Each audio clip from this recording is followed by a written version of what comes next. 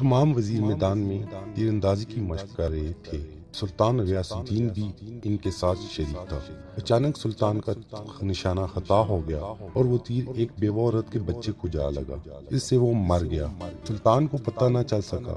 وہ عورت قاضی سلطان کی عدالت میں جا پہنچی۔ قاضی سراج الدین نے عورت کی طرف متوجہ ہوئے اور پوچھا، کیا بات ہے، تم کیوں رو رہی ہو؟ عورت نے روتے ہوئے سلطان کے خلاف شکایت لکھوائی، سلطان کے تیر سے میرا بچہ ہلاک ہو گیا ہے۔ قاضی سراج الدین نے عورت کی بات پوری متوجہ سے سنی اور پھر اسی وقت سلطان کے نام خط لکھا، آپ کے خلاف شکایت آئی ہے، فوراً عدالت میں حاضر ہو جائیں اور اپنے خلاف آنے والی شکایت کا جواب دیں۔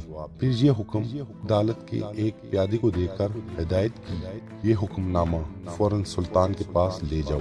پیادے کو یہ حکم دے کر قاضی سراج الدین نے ایک کوڑا نکالا اور اپنی گدی کے نیچے چھپا دیا۔ پیادہ جب سلطان کے محل میں پہنچا تو اس نے دیکھا کہ سلطان کو درباریوں نے گھیر رکھا ہے اور قاضی کا حکم نامہ سلطان تک پہنچانا مشکل ہے۔ یہ دیکھ کر پیادے نے اونچی آواز میں اذان دینا شروع کر دی۔ بے وقت اذان سن کر سلطان نے حکم دیا، اذان دینے والے کو میرے سامنے پیش کرو۔ پیادے کو سلطان کے سامنے پیش کیا گیا۔ سلطان نے گرج کر پوچھا، بے وقت اذان کیوں دے رہے ہو تھے؟ قاضی سراج الدین نے آپ کو عدالت میں طلب کیا ہے، آپ فوراً میرے ساتھ عدالت چلیں۔ پیادے نے قاضی صاحب کا حکم نامہ سلطان کو دیتے ہوئے کہا۔ سلطان فوراً اٹھا، ایک چھوٹی سی تلوار اپنی آستین میں چھپا لی، پھر پیادے کے ساتھ عدالت پہنچا۔ قاضی صاحب نے بیٹھے بیٹھے مقتول کی ماں اور سلطان کے بیان باری باری سنے، پھر فیصلہ سنایا۔ غلطی سے ہو جانے والے قتل کی وجہ سے سلطان پر کفارہ اور اس کی برادری پر خون کی دیت آئے گی۔ ہاں، اگر مقتول کی ماں مال کی کچھ مقدار پر راضی ہو جائے تو اس مال کے بدلے سلطان کو چھوڑا جا سکتا ہے۔ سلطان نے لڑکے کی ماں کو بہت سے مال پر راضی کر دیا۔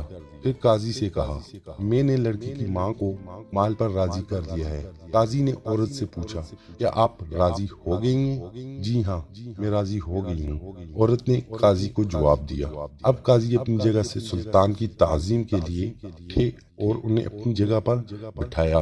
سلطان نے بغل سے تلوار نکال کر قاضی سراج الدین کو دکھاتے ہوئے کہا، اگر آپ میری ذرا سی بھی رعایت کرتے تو میں اس تلوار سے آپ کی گردن اڑا دیتا۔ قاضی نے بھی اپنی گدی کے نیچے سے کوڑا نکال کر سلطان غیاث الدین کو دکھاتے ہوئے کہا، اور اگر آپ شریعت کا حکم ماننے سے ذرا بھی ہچکچاتے تو میں اس کوڑے سے آپ کی خبر دیتا۔ بے شک یہ ہم دونوں کا امتحان تھا۔